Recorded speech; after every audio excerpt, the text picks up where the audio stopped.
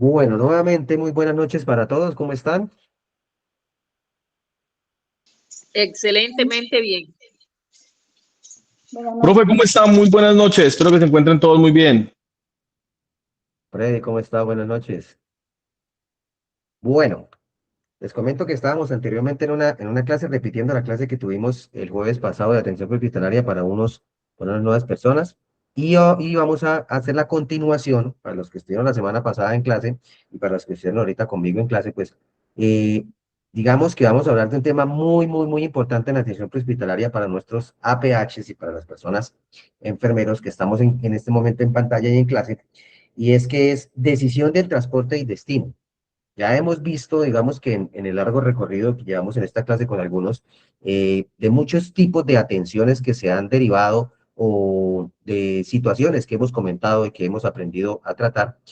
Y hoy vamos a hablar de esa decisión del transporte y sobre todo del destino, obviamente del destino en donde haya disponibilidad de unos niveles superiores.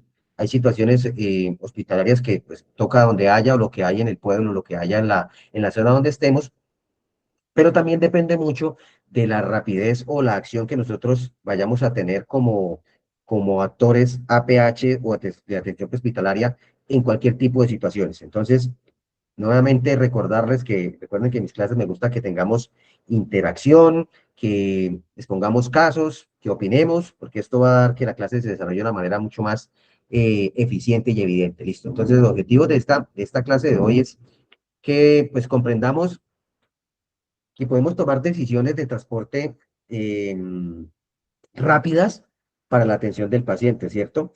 Diferenciar esos tipos de traslados, diferenciar es lo que yo pueda estabilizar en el sitio de una manera adecuada, ¿sí? En la estabilización lo que hemos hablado mucho de fracturas, hemorragias, traumas cerrados de tórax, encefálico, abdominal y todo lo que hemos hablado en este desarrollo de las clases, y que podamos diferenciar qué sí tiene una prioridad inmediata o qué tipo de paciente tiene una prioridad inmediata o qué paciente quizá podamos estabilizar, hacer una mayor estabilización en el sitio y posteriormente trasladarlo, porque pues los casos pueden ser diferentes, ¿cierto?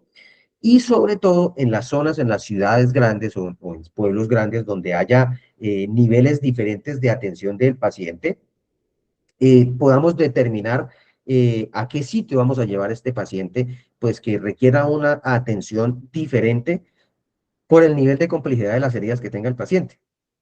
Ahorita en la clase anterior estábamos hablando, y para recordarles los del jueves pasado y la clase anterior, de los tipos de pacientes especiales, que era paciente pediátrico, paciente adulto mayor y trauma en mujer embarazada, que fue la clase que vimos la vez pasada, que es muy importante, son clases muy buenas, ¿cierto? Digamos que en el caso tal de que me encuentre una mujer embarazada que sufrió un trauma abdominal fuerte, ¿qué tipo de atención puede requerir esta paciente? Si yo tengo digamos, la paciente está en una ciudad y voy a llevar esta paciente a un centro asistencial de primer nivel, porque era el que estaba más cerca, ¿eso marcaría diferencia entre la atención de la paciente o marcaría algún tipo de situación diferente? ¿Qué creen ustedes? Vuelvo y hago la pregunta.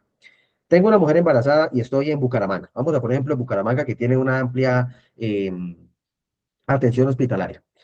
Y tengo a esa mujer embarazada que sufrió iba en su motocicleta, tiene 8 meses de embarazo y estaba montando moto. Se cayó y dio botes, rodó la paciente muy fuerte y obviamente se golpeó el abdomen muy fuerte. Al llegar al momento de la atención, evidencio que la paciente tiene una hemorragia vaginal bastante considerable y está con un dolor muy fuerte. ¿La voy a llevar a un centro asistencial normal o preferiría llevarla a una clínica de un mayor nivel? ¿Qué creen ustedes?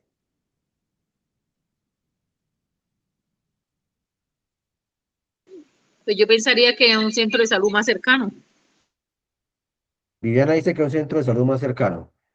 Wilmer, buenas noches. ¿Qué crees tú? Buenas noches.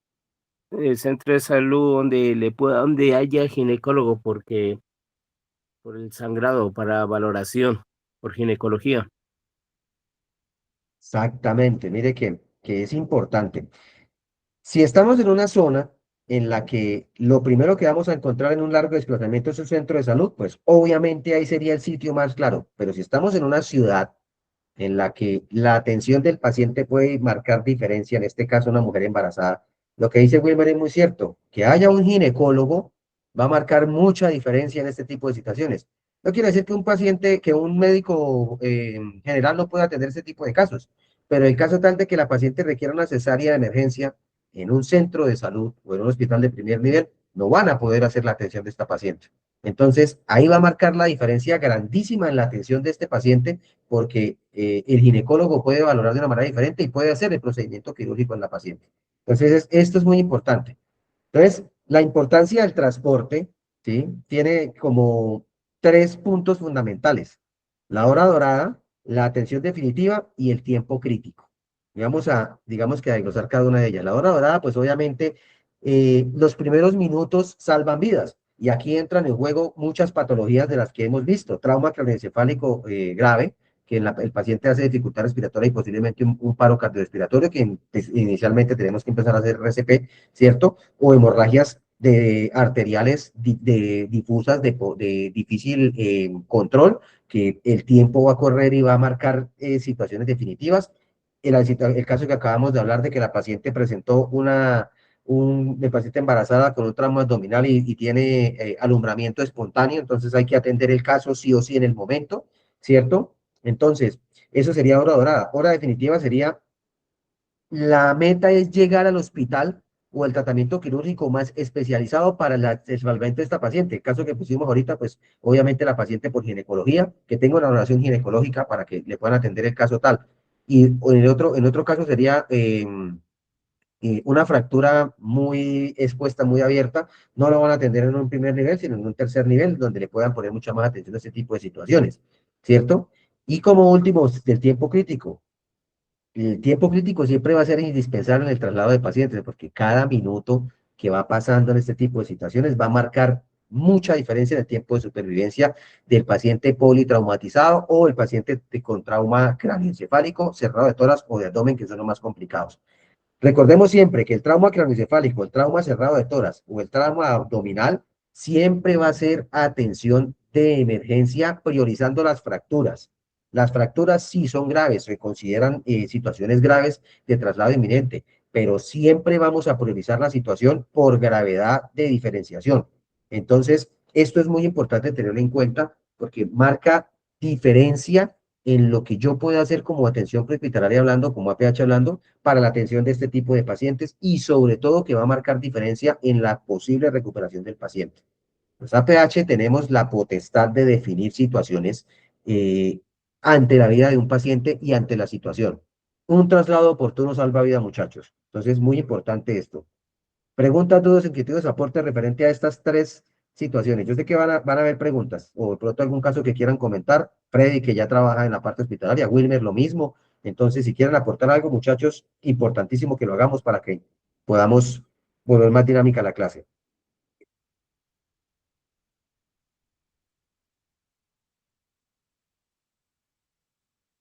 Bueno, Sí, profe, qué está en pena. el slide.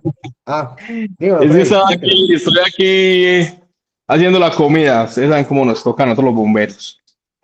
Profe, Cuénteme, Freddy. sí.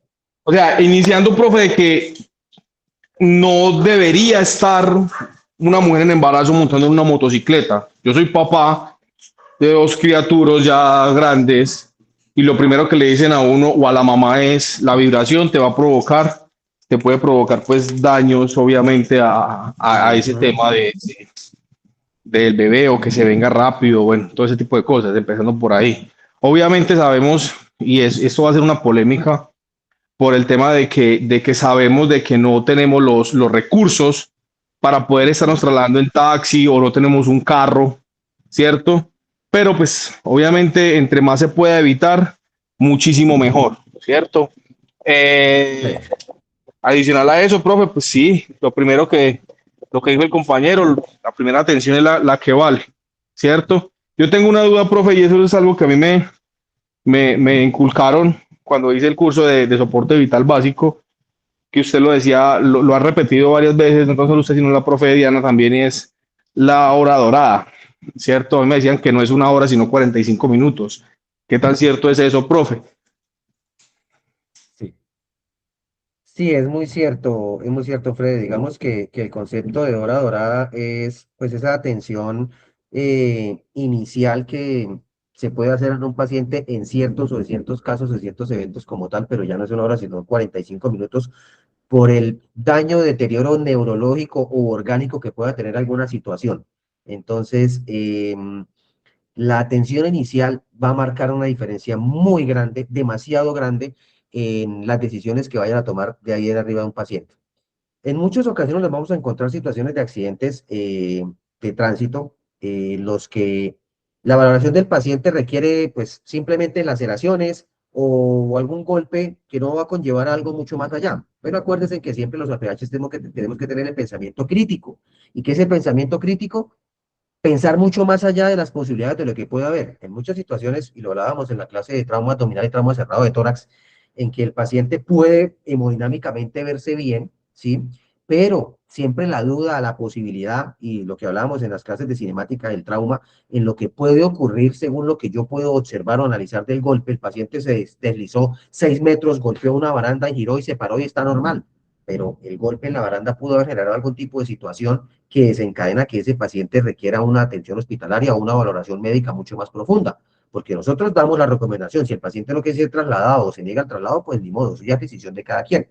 Pero el pensamiento crítico, la hora dorada, como dice Freddy, es esa situación que puede conllevar a desencadenar daños orgánicos irreversibles o situaciones, sobre todo cerebrales y cardiovasculares, en el paciente. Y no es una hora, sino 45 minutos, sino que lo llamamos la hora dorada. Pero sí, es importante que el actuar, o sea, o que la situación que se vaya a atender en este tipo de casos, tengamos siempre el pensamiento crítico, el pensamiento de la posibilidad de lo que pueda llegar a suceder.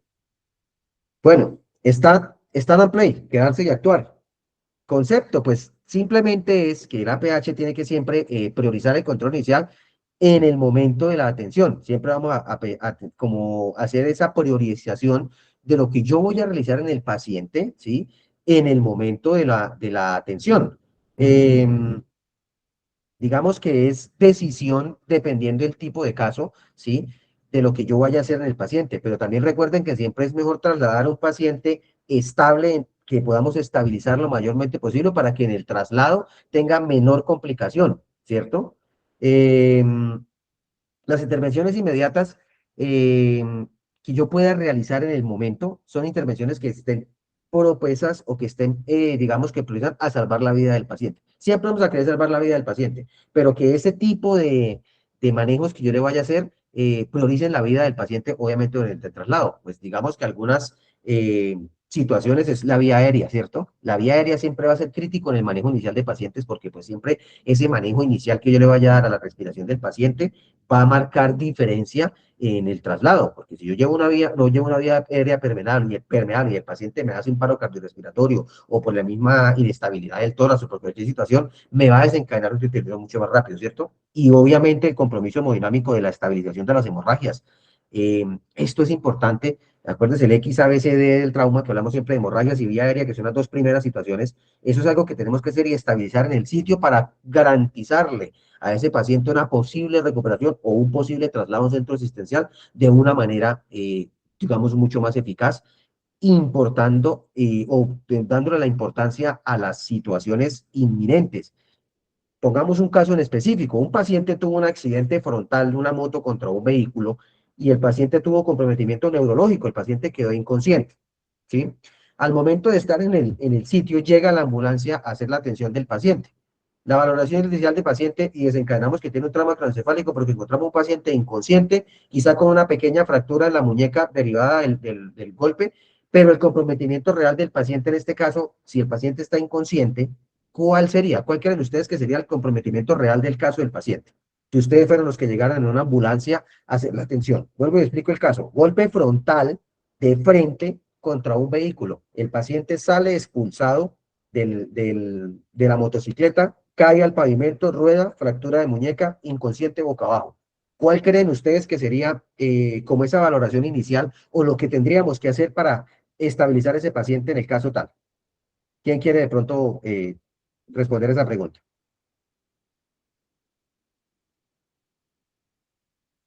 Profe, usted dice que el golpe, trauma craneoencefálico, inmovilización cervical y monitorizar para ver si se está desaturando, qué nivel de oxígeno está llegando. Ok, en el caso que dice Wilmer, listo, Wilmer estabiliza obviamente por el trauma craneoencefálico. Pero Wilmer, la pregunta es, ¿priorizarías el traslado inmediato de ese paciente solo con monitoría o harías algún otro tipo de maniobra en el momento, en el caso, para estabilizar y trasladar el paciente? Inmovilizador cervical, la PEL, Ujú. Exactamente. Si yo, en este caso, dijimos que solo el paciente tiene trauma craneoencefálico, está inconsciente, si está inconsciente, pues obviamente tiene signos vitales. Wilmer priorizaría la inmovilización cervical, perfectamente, eso es lo que hay que hacer.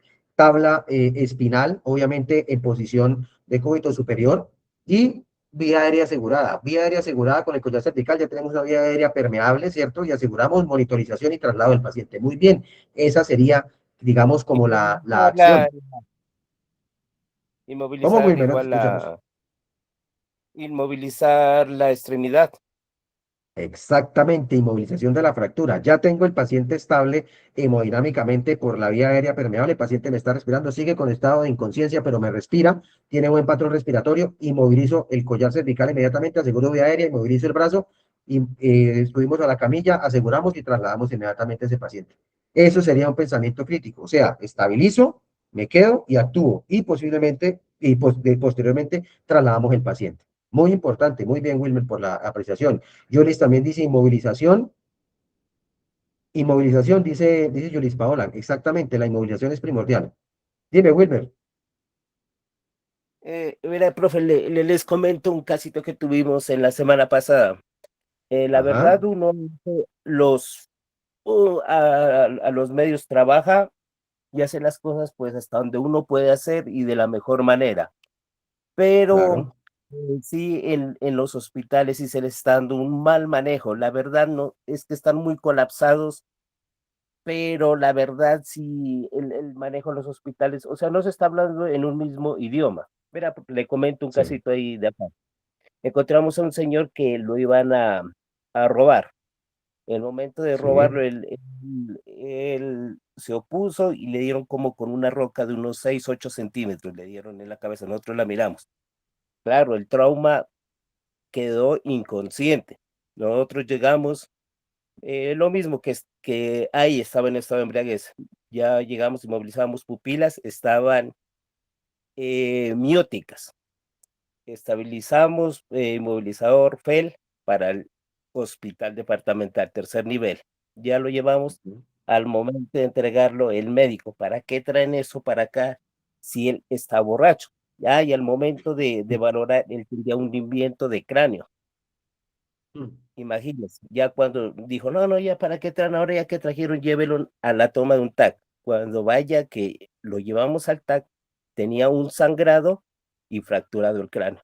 Imagínese si el médico ni lo valoró, ¿para qué traen si está en estado de embriaguez? Esa fue la respuesta, profe. Imagínese. No, no, terrible. Mira que ese tipo de apreciación, no vamos a justificar a ningún médico ni ningún actuar de ese tipo de situaciones.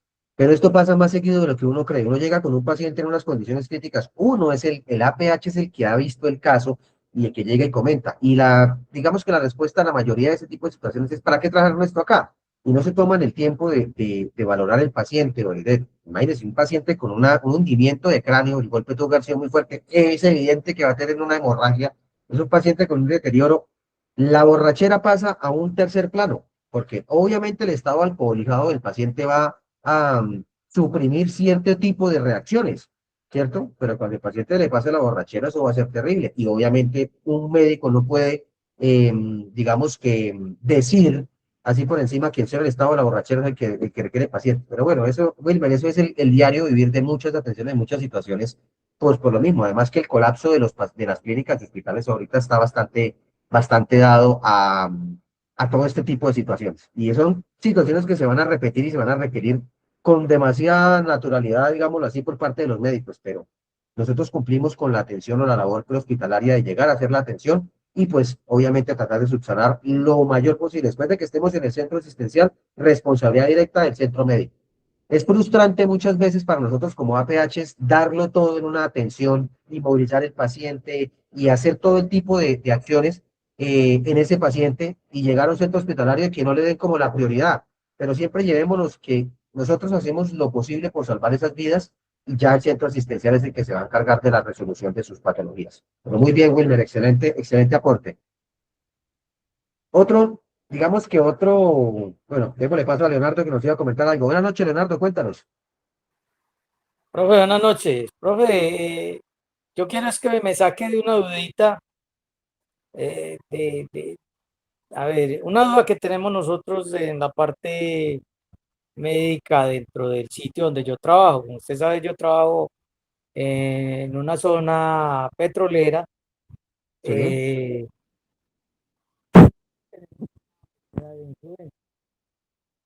resulta acontece que- Se te fue el audio, Leonardo, no te escuchamos.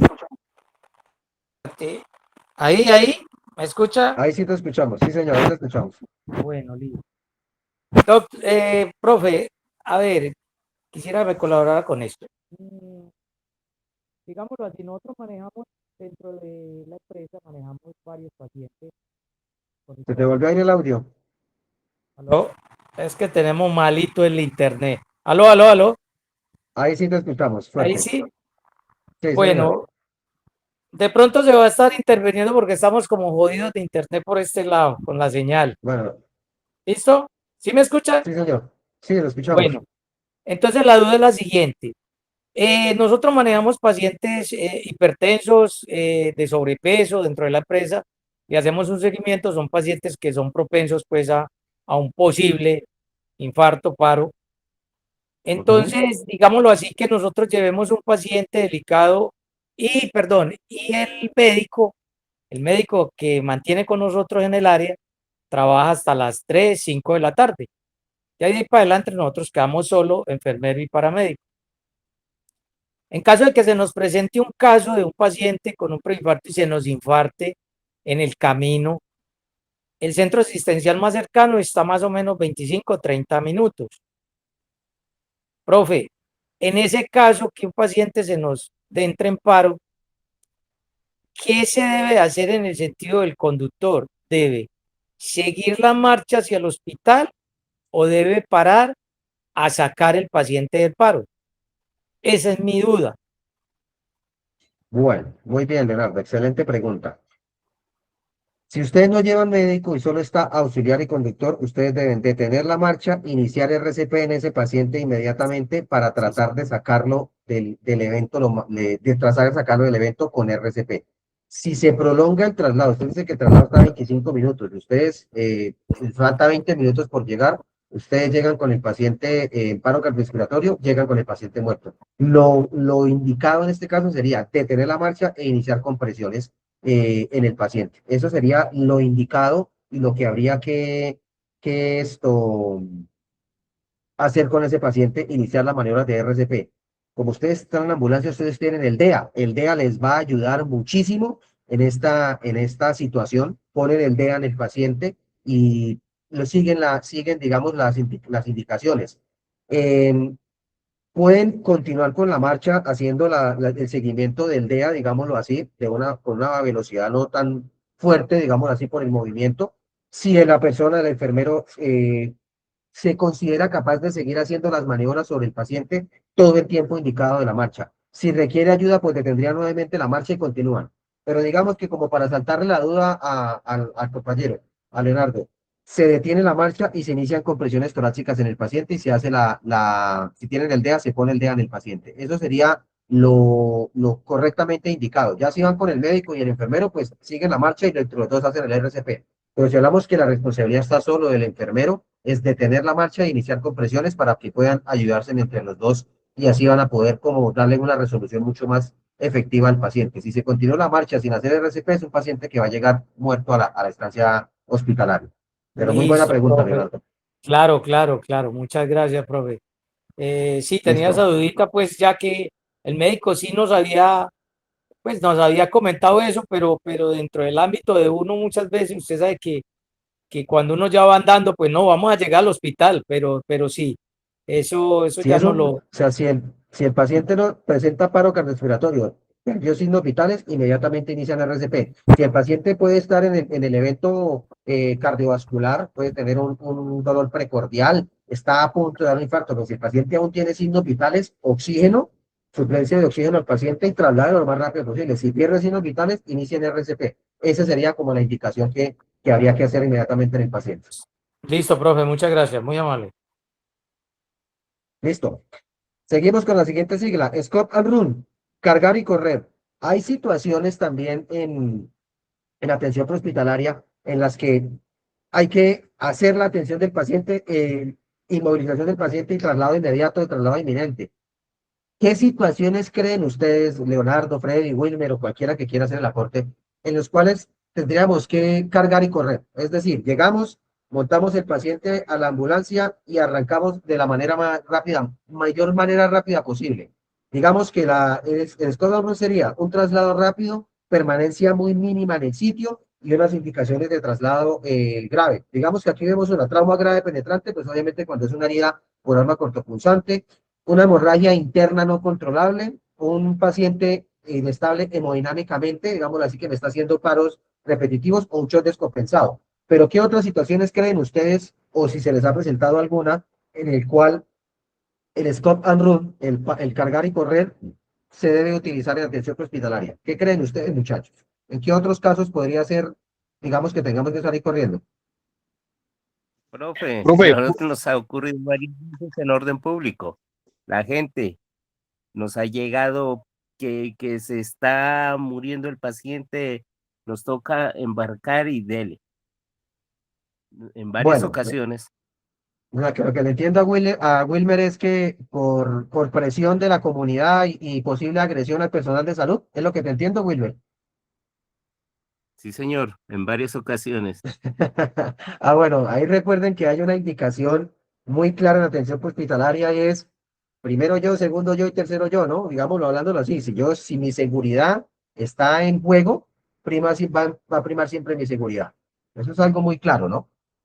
Pues sí, en este caso yo llego y si mi seguridad va a estar en juego, cargo el paciente y le arranco. Eso sí no hay forma de hacer y trato pues, de darle otra, digamos que otra prioridad. Freddy, díganos. profe, por ejemplo, nos ha pasado mucho, o bueno, mucho no, nos ha pasado en varias ocasiones, es que el paciente entra en convulsión. Tenemos estabilizado al paciente y el paciente entra en convulsión. Ahí en el caso mío, y me disculpa que lo saque pues como mucho a flote, yo como comandante de incidente y como comandante de estación y rango superior de acá de la estación, yo les digo, me disculpan compañeros, por favor la expresión, empútese porque necesitamos que este man se nos puede quedar o esta pelada se nos puede quedar. Hace poco tuvimos el caso de una muchacha que no podía tomar alcohol, en este momento no recuerdo la enfermedad, era medicada y toda la noche bebió y bebió y bebió. Nos llamaron a eso de las 11 de la mañana y la muchacha todo el camino nos convulsionó. Gracias a Dios pues pudimos estabilizar, pero en la ambulancia, y vuelvo y reitero, y vuelvo y ofrezco disculpas, emputados bajando hasta el hospital porque casi se nos convierte en un primario en manos de nosotros. Ya en el hospital fue otra cosa distinta, pero en manos de nosotros, que ustedes saben que nosotros tenemos pues lo limitado. Si entre más podamos evitarlo, mucho mejor. Gracias, profe, y vuelvo y reitero, discúlpeme por las expresiones. Tranquilo, Freddy, que nosotros esas expresiones las hacemos todo el tiempo, no se preocupe. Y Freddy tiene toda la razón, un síndrome convulsivo. Recordemos, en el caso de Leonardo, que si le llega a presentar una convulsión en el ámbito que él trabaja petrolero, el médico está ahí y él puede impregnar el paciente con fenitoína. Si impregna el paciente y para la convulsión o con midazolam, medicamento, pero en el caso tal de que ella no es médica. Pero un síndrome convulsivo en prehospitalario es acelera, hermano, no, recuerde, sin pasar los límites de velocidad, lo más rápido que pueda llegar, porque nosotros no podemos parar un síndrome convulsivo con medicamentos. Entonces, un síndrome convulsivo post-trauma, digamos que tuvo un trauma craneoencefálico, el paciente convulsionó, es un traslado de scope, cargue y arranque, papito, porque el paciente está convulsionando. Y recuerden que un estatus convulsivo prolongado o repetitivo puede desencadenar el deterioro neurológico grave. Muy bien, Freddy, con esa apreciación, eso es lo que hay que hacer. La compañera aquí en el chat dice, Julis, que un shock anafiláctico o anafilaxia. Muy bien. Si no tengo los medicamentos para una anafilaxia, pues obviamente es un traslado que voy a hacer rápido. O un shock anafiláctico por mordedura por una mordedura de serpiente o cualquier tipo de insecto que me presente el paciente algún tipo de anafilaxia. Esto es un cargue y traslade, hermano, lo más rápido posible a centro asistencial, porque recordemos que en APH nosotros no tenemos el acceso a medicamentos. Y ojalá y espero que la nueva normatividad nos permita a nosotros en atención prehospitalaria tener acceso a este tipo de situaciones. Es un tema que se está dando como a, a estudios referentes al suministro de ciertos medicamentos que deben estar incluidos en la atención inicial, como síndromes convulsivos en pacientes, qué medicamento que no sea, digamos, que podamos nosotros utilizar como medicamento inicial, o en el caso tal de las anafilaxias, qué medicamentos podemos suministrar al paciente para que marque una diferencia entre vida y muerte, porque son situaciones que requieren acción inmediata y que el deterioro es muy grave, muy rápido.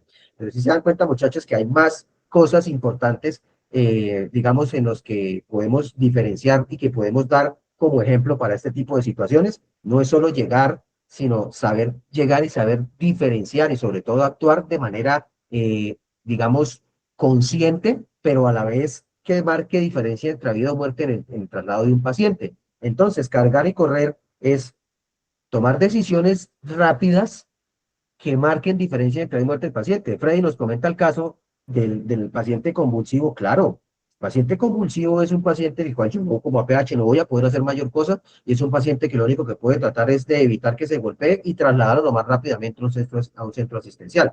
Quizá como APH lo que puedo hacer yo en un paciente convulsivo es poner una cánula de Guedel para evitar que la lengua le haga obstrucción, no que la lengua se haga una bola, porque eso no sucede, ¿no? Ya que estamos hablando como con cosas, una cánula de Guedel me puede marcar diferencia para mantener una vía permeable abierta y evitar que el paciente de pronto se muerda convulsionando alguna cosa, si el paciente permite la cuestión de la cánula de Guedel. Quizás sería lo único que yo podría hacer, pero de resto un síndrome convulsivo es traslado inmediato del paciente. O en el caso de una anafilaxia, un choque anafiláctico del paciente, se tomó unas pastillas y le está empezando a hacer respuesta falla ventilatoria del paciente o obstrucción de la vía aérea por la anafilaxia, corra con ese paciente lo más rápido posible, porque pues no tengo cómo suministrarle un medicamento que vaya a contrarrestar esa anafilaxia. Entonces es muy importante. También las mordeduras de serpientes venenosas o picaduras de insectos venenosos también requieren traslados rápidos, dependiendo del tiempo de la mordedura o de la acción del tiempo en el que yo encuentre el paciente. Esto también requiere un traslado inminente, porque recuerden que no todos los cuerpos reaccionan de la misma manera y no todos los venenos, digamos que reaccionan o accionan en el cuerpo de la misma manera. Importante esto. Otra indicación de stop and run para atención prehospitalaria es cuando encontramos pacientes que se han inducido o han tomado algún tipo de atentar contra su vida tomando algún órgano fosforado o algún tipo de líquido o cualquier tipo de situación. Esto también requiere un traslado rápido, porque pues, lo único que podemos hacer nosotros es trasladar el paciente lo más rápido a un centro asistencial, ya que no sabemos, digamos que no podemos actuar de manera diferente, a pesar de que hay ingesta de algún tipo de líquidos que el mismo frasco dice cómo tratarlo en acciones iniciales, pero en situaciones mucho más complicadas es mejor trasladarlo más rápidamente o lo más prioritariamente este paciente a un centro asistencial. Entonces, clara esta información, muchachos, muy buenas apreciaciones por parte de cada uno de ustedes, pero que marcan diferencia y que ayudan mucho para que podamos entender las situaciones. Entonces, factores que determinan una decisión. Primero, el estado hemodinámico del paciente, ¿cierto?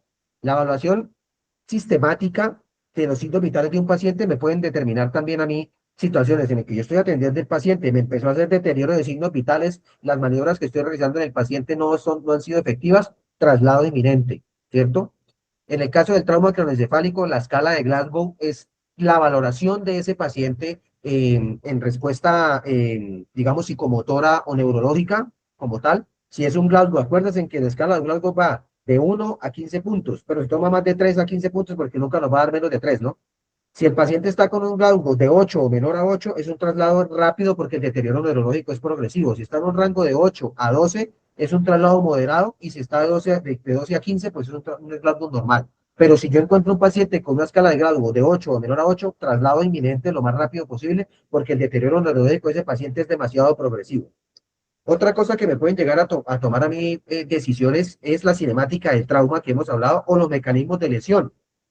El análisis que yo pueda determinar de un trauma torácico de un tramo abdominal en un paciente que posiblemente tiene una apariencia estable, pero que empezó a tener un deterioro hemodinámico. Entonces, el paciente pudo haberse golpeado a 80 kilómetros por hora el tórax y posiblemente tiene un tórax inestable, o se golpeó el abdomen y ese paciente tiene un posible trauma cerrado de abdomen, el cual va a desencadenar un deterioro del paciente. O si en el mismo estado del paciente, atendiéndolo, me presenta un vómito con sangre inminente, o me hace una deposición con sangre y sangre al rojo vivo. Esto desencadena un traslado inminente porque es una hemorragia de vías digestivas que puede desencadenar un deterioro rápido del paciente. Recuerden que las hemorragias digestivas deterioran muy rápidamente por la pérdida tan abrupta de sangre.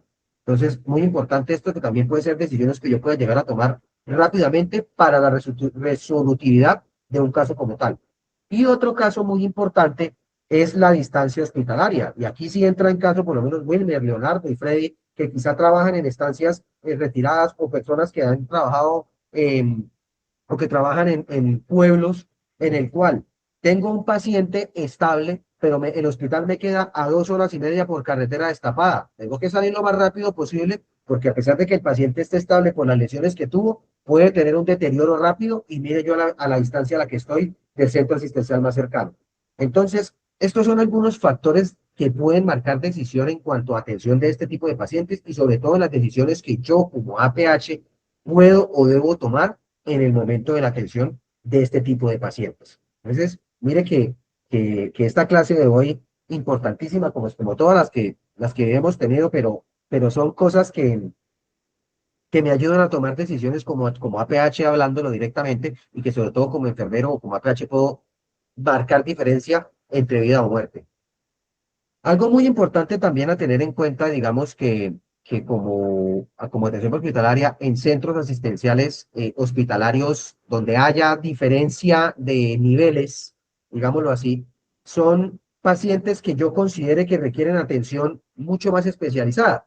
Hablábamos ahorita de la mujer embarazada, pues obviamente necesita una situación donde haya ginecología directa o unidad materna para que tenga la resolución mucho más directa del caso, ¿cierto? Entonces, vamos a mirar estos 4 casos que está acá. Cirugía de urgencia. ¿Qué sería una cirugía de urgencia?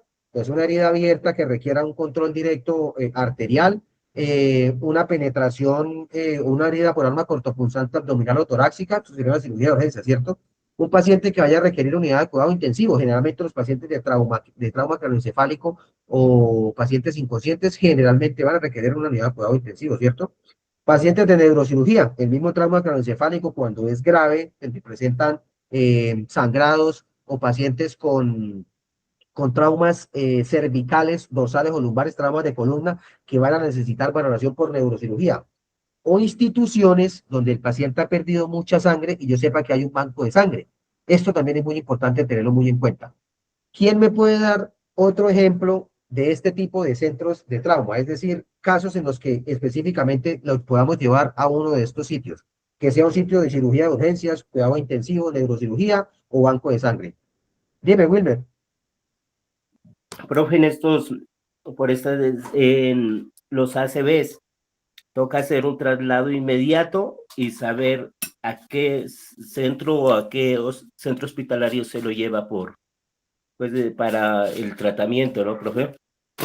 Claro que sí. Mire que en los derrames cerebrales hay algo muy importante que hay que tener en cuenta, muchachos, y es muy importante que el APH lo sepa.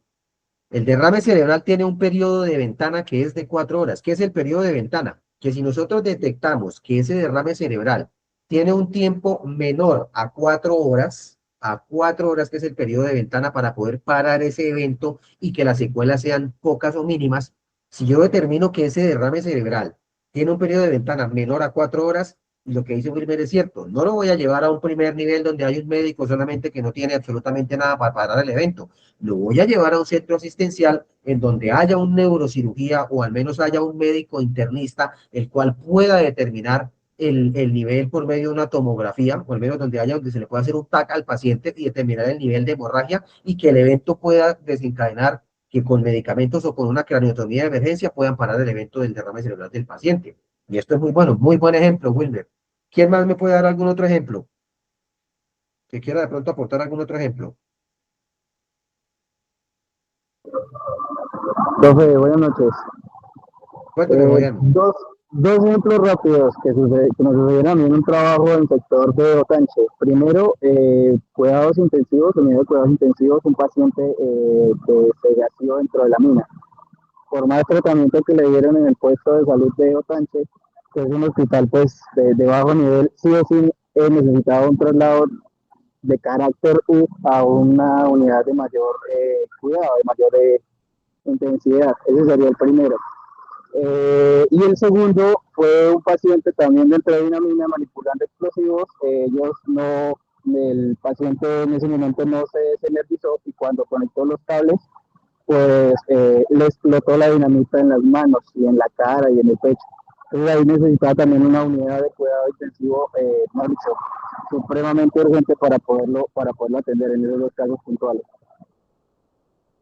Sí, digamos que es muchas veces el centro inicial de atención en varios casos en los que quizá uno se encuentra, el paciente no va a recibir la atención requerida. Y ahí vuelvo y pongo en correlación algo. Si yo cuento en mi ciudad, en el sitio en el que yo esté, con un centro asistencial de mayor nivel y el paciente lo requiere, llévenlo a ese centro de mayor nivel porque eso va a marcar diferencia en la atención del paciente. Muchas veces la estabilización de un paciente en un centro asistencial de primer nivel es lo mismo que yo pueda hacer en el traslado del paciente en tiempo, digámoslo así, en tiempo. Si la distancia no es muy prolongada, muy larga, es mejor llevar ese paciente a un nivel más elevado, obviamente para que no haya, digamos que la intervención en tiempo de atención de ese paciente. Si no cuenta con los equipos necesarios, como una unidad de cuidado intensivo en la cual haya para intubar el paciente con un ventilador mecánico y estabilice el paciente, o los medicamentos que el paciente requiera para la estabilización de su patología, o los implementos quirúrgicos que el paciente necesita también para la estabilización. En el caso tal de las heridas por arma de fuego, arma cortopulsante, el paciente va a necesitar la aparatomía exploratoria y no hay un cirujano disponible para hacer la aparatomía, ni mucho menos un gastroenterólogo o toda la capacidad disponible. Esto puede marcar diferencia entre vida y muerte en un paciente y obviamente es lo que dice aquí abajo, destino correcto, mejor pronóstico para el paciente. No que el paciente entre a un primer nivel, si no, no hay más, pues ni modo, pero no que el paciente entre a un nivel inferior y esto desencadene en que el paciente o murió en la instancia o le prolongó el cuadro al paciente y van a tener unas secuelas o consecuencias completamente nefastas para la salud del paciente. Entonces, eh, importantísimo tener en cuenta o muy en cuenta esta partecita que estamos aquí como hablando de los casos que dice Fabián, el caso que dice Wilmer, eh, que sea importante que mi apreciación como APH ante estas situaciones pueda marcar diferencia entre la resolutividad de un caso de un paciente, sobre todo entre vida y muerte de un paciente. Entonces, muy bien, muchachos, por esa parte de los aportes y sobre todo de la apreciación, porque a estos ejemplos ayudan mucho a los que quizá no han tenido la oportunidad de encontrarse en este caso, a que tengan un poco la mente más abierta a este tipo de cosas. Cuando hablamos de transporte seguro, muchachos, y ojo que esto es muy importante, que al momento de realizar, digamos, mi traslado, y es algo que hemos recalcado mucho, como primera medida es que si el paciente es politraumatizado, la inmovilización de todo tipo de fractura o todo tipo de situación cervical del paciente o a nivel de columna es importante en un traslado. Un traslado, un paciente correctamente inmovilizado es un traslado con menos probabilidades de complicaciones hemodinámicas en un paciente, y sobre todo un paciente que ha sufrido politraumatismos, fracturas severas o sobre todo trauma craneoencefálico y golpe de columna. Siempre es tratar de prevenir esas lesiones secundarias que el paciente pueda presentar durante el traslado o posteriormente al trauma. Eso es muy importante. Siempre, como segunda medida, también es importante, después de que yo he estabilizado, controlo hemorragias, siempre estar pendiente en la oxigenación del paciente. Y esto conlleva a que siempre tiene que tener un monitoreo continuo de signos vitales del paciente. Y siempre les he dicho en mis clases, muchachos, y es muy importante que la PH siempre mantenga ese pensamiento clínico o el deterioro del paciente, la posibilidad de un deterioro. Y esa posibilidad de deterioro del paciente en un traslado, lo único que lo puede marcar la diferencia, obviamente, estar enfocados en el paciente en la parte visual, pero también los signos vitales del paciente. Recordemos que los signos vitales me dicen a mí todo lo que el paciente conlleve o tiene en el momento, y esto va a marcar diferencia en el deterioro del paciente. Una presión arterial baja, una presión arterial elevada, una desaturación del paciente inminente o una frecuencia cardíaca baja o alta. Esto me puede desencadenar a mí muchas cosas. La temperatura del paciente, muchachos, es importantísimo. Y esto también siempre conlleva a que la reevaluación del paciente y la reevaluación constante del paciente en el traslado y es esa vigilancia que yo tengo que tener todo el tiempo en el cuerpo del paciente, en la fisionomía del paciente, en la fisiopatología de las heridas que haya tenido, estar controlando que si contrae una hemorragia arterial y el movimiento pudo haber movido el embalaje y puede nuevamente desencadenarse otra hemorragia, o que el paciente por el deterioro, la pérdida de sangre puede empezar a hacer paro respiratorio y yo no me di cuenta. Entonces, siempre esa reevaluación constante del monitoreo, la inmovilización, la oxigenación del paciente, mantener el paciente oxigenado o soporte ventilatorio de oxígeno, el monitoreo de signos vitales constante y esa reevaluación constante del paciente va a marcar diferencia en un transporte seguro y sobre todo que se deja ver que usted como APH o como trabajador de la parte de ambulancias o de atención hospitalaria o traslado de pacientes sea un buen elemento y sobre todo que esto que estamos, estos cuatro pasitos siempre van a ir enfocados en el que el paciente pueda tener digamos que una resolución de su patología en el traslado de una mejor manera y que entreguemos un paciente lo mejor estable posible. ¿Preguntas, dudas, inquietudes?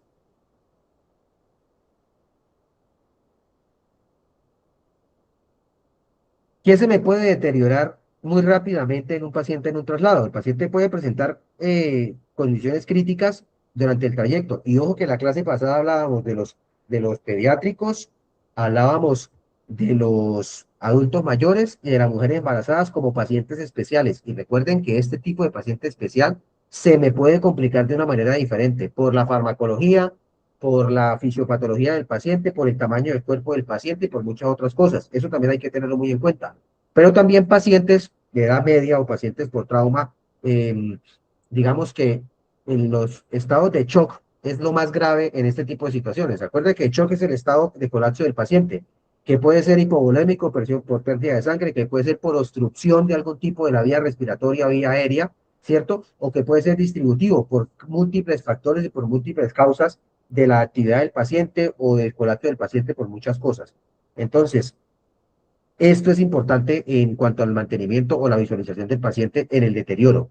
Lo otro que puede tener mucha importancia en el deterioro de un traslado es la parte ventilatoria, la hipoxia o la falta de oxigenación del paciente o el compromiso ventilatorio del paciente. Consejo que siempre les doy a mis APHs. Paciente inconsciente, paciente con cánula de Guedel. Paciente inconsciente con cánula de Guedel. Muchachos, la cánula de Guedel, ese aparatico, ese dispositivo en forma de C, que muchas veces ni importancia le damos, que muchas veces ni siquiera hemos visto cómo es la postura de esta cánula de Guedel y que una pH lo puede poner y que una ciudad de enfermera lo puede poner. Me puede marcar diferencia en un paciente inconsciente en un traslado, porque la cánula de Guedel me va a asegurar vía aérea permeable y en caso tal de que el paciente presente algún tipo de síndrome convulsivo, evitar colapso. También me puede evitar en un paciente inconsciente el cerramiento por la lengua de la tráquea. Entonces, esto es muy importante. El compromiso de la hipoxia ventilatoria en el traslado del paciente es importante. Paciente con trauma craneoencefálico inconsciente, paciente que debe tener oxígeno, sí o sí. Así la saturación de oxígeno me diga que tiene 98% de oxígeno, pero el soporte de oxígeno va a brindar un traslado mucho más seguro y sobre todo un compromiso ventilatorio seguro en el paciente.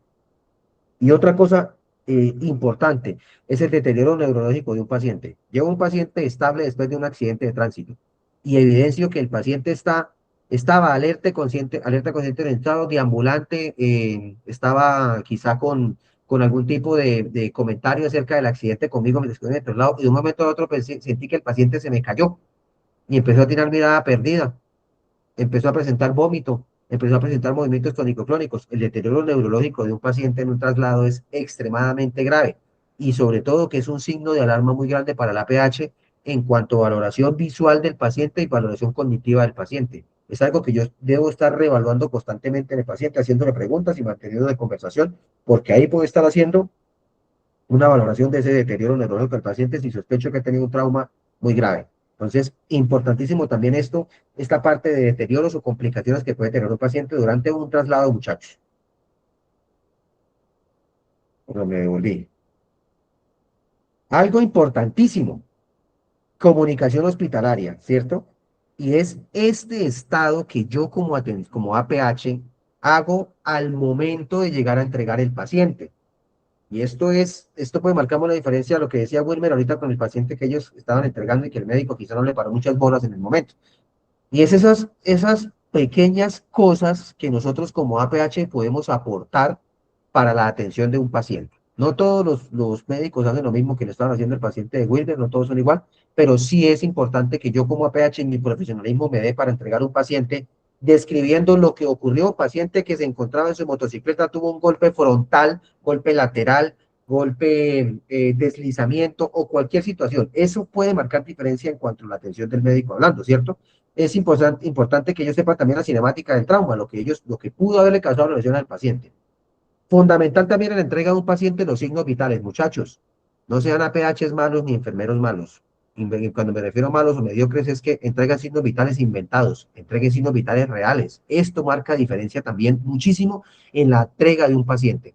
Si un paciente tuvo un deterioro en la ambulancia, cuenten qué deterioro tuvo. Paciente que me presentó 3 eventos de hipotensión o 2 eventos de taquicardia o un evento de bradicardia. Paciente que me presentó estado de aporesis, emesis, se me vomitó, me hizo deposición. Todo lo que ustedes puedan entregar del paciente en este tipo de situaciones es importante hacerlo, porque esto puede marcar diferencia también en la atención del paciente y en la posible resolución. Díganos, Freddy. Profe, yo tengo una duda con respecto a algo que me sucedió hace muchos años y es el recibirle el paciente a una persona que manifiesta que tiene conocimiento pues, en primeros auxilios, ¿cierto? Ujú. Pues me pasó en Bogotá, le entregué el paciente a una ambulancia y ella volvió y tomó esos signos vitales y volvió y tomó todo eso. ¿Eso no es perder tiempo o es dudar de la persona que le entrega? Pues yo le pregunto, profe, porque yo estoy de este lado del burladero, y yo lo recibiría con esos signos vitales y obviamente le sigo el monitoreo con lo que o con lo que esa persona me entrega, ¿cierto? Claro. Pero yo, personalmente, John Freddy Reina, ¿cierto? Pero no sé, profe, usted que de pronto ha estado ya en el ámbito más de salud, ¿sí? Si Ujú. hace lo mismo, si se aplica lo mismo. Eso no, pues a mí me serviría, no sé, y hablo por mí, para saber qué decisión se toma en el momento cuando estemos de pronto tripulando una ambulancia, cuando estemos, porque obviamente pues hay gente que sabe, que tiene el conocimiento y uno duda, pero bueno, si está ahí y atendió, pues hombre, creámosle un poquito, creo yo, profe, no sé. Gracias, Claro. profe. Claro, eso se llama camaradería entre servicios de salud y es algo muy lógico.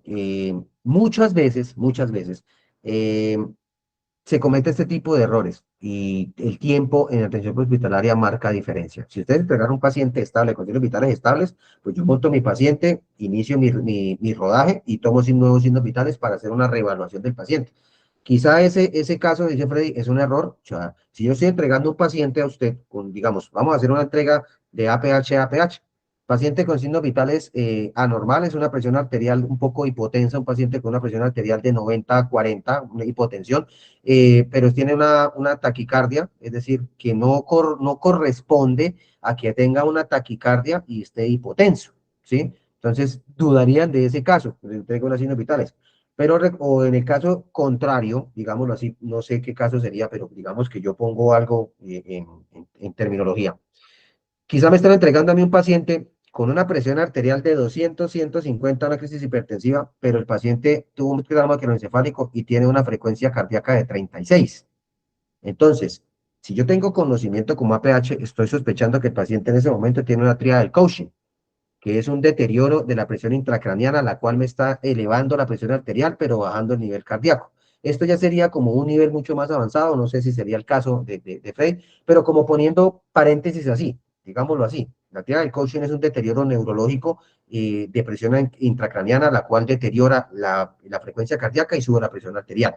Y esto marca diferencia en muchas cosas y los signos vitales no van a ser coherentes con lo que es normalmente hablando, digámoslo así, que se puede dar por sospechas, pero la camaradería en entrega de pacientes es que yo recibo el paciente con unos signos vitales que uno supone que son tomados por personas en las que uno confía y durante el traslado yo verifico esos signos vitales, si me da otra diferencia, pues anoto la diferencia, pero siempre voy a tener en cuenta la primera apreciación o el primer, digamos, turno de que me entrega los signos vitales del paciente. Eso se llama camaradería y siempre hay que confiar en lo que compañero, digamos, en la entrega de turno o en la entrega de paciente hospitalario, es muy importante. Los signos vitales de la valoración del trauma del paciente, lo que yo pueda tomar como APH, pueden marcar diferencia entre situaciones hospitalarias hablando.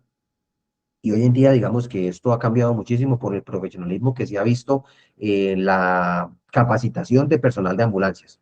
Y es algo muy importante. Pero sí refiere mucho, y inculco yo mucho a los APHs que tomen signos reales y que los signos vitales que el paciente le dé son los que usted va a anotar en esa historia clínica o en esa entrega de ese paciente. Que sean signos vitales reales. Si le dieron anormales, corroboren usted mismo 2 veces, pero que sean signos vitales que el paciente tome, perdón, que usted tome al paciente y que se manifiesten como signos vitales reales. Muy buena pregunta, don Freddy. Yo confiaría muchísimo digamos que en la entrega del paciente por parte de mis compañeros. Yo corroboraría los signos vitales si estando en una ambulancia, pero ya en un trayecto. Recibo el paciente, monto el paciente, entrega de signos vitales, yo tomo mis signos vitales, pero lo hago obviamente ya durante el carreteo. Ya si es un paciente que me lo están entregando inestable, sí habría la necesidad de tomar unos signos vitales para hacer una apreciación lógica de lo que me están entregando a lo que yo estoy recibiendo. Eso ya sería diferente, pero eso depende mucho pues del tiempo y de la condición del paciente. Bueno, importante muchachos, entonces, este tipo de comunicación hospitalaria, el mecanismo de lesión, los signos vitales, la escala de Glasgow, que es muy importante, y sobre todo el estado clínico del paciente. Lo que yo encontré al momento de levantar el paciente, lo que me presentó el paciente durante el traslado y lo que voy a entregar en el momento del traslado. Eso es muy importante tenerlo en cuenta en atención prehospitalaria para entrega del paciente. Digamos que unos errores que se cometen muy frecuentemente en atención prehospitalaria es, uno, retrasar el traslado innecesariamente. Este caso que me acabo de contar, Freddy, es un retraso innecesario en un traslado de un paciente. Si me está entregando de APH a APH por carreteo del paciente, porque se va a la ambulancia por cualquier cosa, eso sería retrasar un traslado. Y el tiempo en la atención prehospitalaria es tiempo de oro. Un paciente estable, gracias a Dios está estable, es un paciente que posiblemente se me va a poder inestabilizar. Entonces, retrasar el traslado por maniobras no críticas o por acciones o por discusiones o por cualquier otro tipo de situaciones puede marcar diferencia en la vida del paciente. Elegir un hospital inadecuado. Si tengo la oportunidad de elegir un hospital de mejor nivel para mi paciente, para la patología de mi paciente, tomen la decisión de llevarlo a un ámbito hospitalario mucho más avanzado. Si ya no hay más y es lo único que tenemos, pues ni modo, entregamos el paciente en esa parte hospitalaria. La mala comunicación entre el centro receptor, es decir, no reportar el estado real del paciente. Y esto contribuye para buenas condiciones, malas condiciones. Esto ya sería más como para remisión de pacientes o para comentar el caso en pacientes, como para que le reciban el paciente más rápido, digamos que el paciente está con esta patología para llevarlo a otra clínica que me lo reciba más rápido. Eso es un error frecuente en la atención hospitalaria, muchachos, que es algo que tenemos que sacarnos de la cabeza. Tenemos que pensar siempre en beneficio del paciente y no en mi beneficio. El beneficio siempre va a ser del paciente. Y otros errores muy frecuentes es la no reevaluación durante el trayecto del paciente, la no monitorización del paciente y no estar pendiente de su paciente. Yo monté el paciente en la ambulancia y voy es con mi paciente no pendiente al celular, no pendiente a la llamada de la novia o no grabando videos de TikTok para mirar para decir que voy trasladando un paciente que salvo vidas. Esto ya es muy frecuente, muchachos, y es importante tenerlo muy en cuenta en la atención prehospitalaria porque los errores marcan diferencia entre vida o muerte de lo que tiene que ver con la atención prehospitalaria. Muchachos, el mejor manejo prehospitalario pierde su valor si el paciente no llega a tiempo al lugar, no llega a tiempo al lugar o de forma correcta. Entonces, seamos correctos APHs, correctos enfermeros, si vamos a determinar nuestra vida laboral en la parte de ambulancias o nos vamos a dedicar a esta parte de la atención hospitalaria o la parte de enfermería en ambulancias, muchachos, entendamos que estas cositas, estas poquitas cositas que nosotros podemos darles a ustedes, estos pocos tips digamos estudios que nosotros podamos enseñarles a ustedes a medida de la práctica, en mi caso o en otros casos de los docentes en la parte de conocimiento, es muy importante que retengamos y sobre todo que siempre nos vayamos instruyendo en muchas otras cosas, porque un buen APH es una persona que salva vidas. Les agradezco muchísimo la atención a esta clase, a todos los asistentes. Muchas gracias por los aportes. Recuerden que las clases siempre quedan grabadas y que el material siempre pueden solicitarlo para cualquier tipo de situación. Entonces, esta es la clase del día de hoy, muchachos. Espero que hayan entendido de manera correcta y sobre todo pues que nos hayamos podido expresar e interactuar de manera correcta. Muchas gracias por la atención. Nos vemos en una próxima clase. Cualquier duda, inquietud que tengan, con muchísimo gusto la pueden hacer y solicitar. Profe, no, muchas profe. gracias, compañeros. Gracias, muchas gracias, profe. Que estén muy bien, que descansen.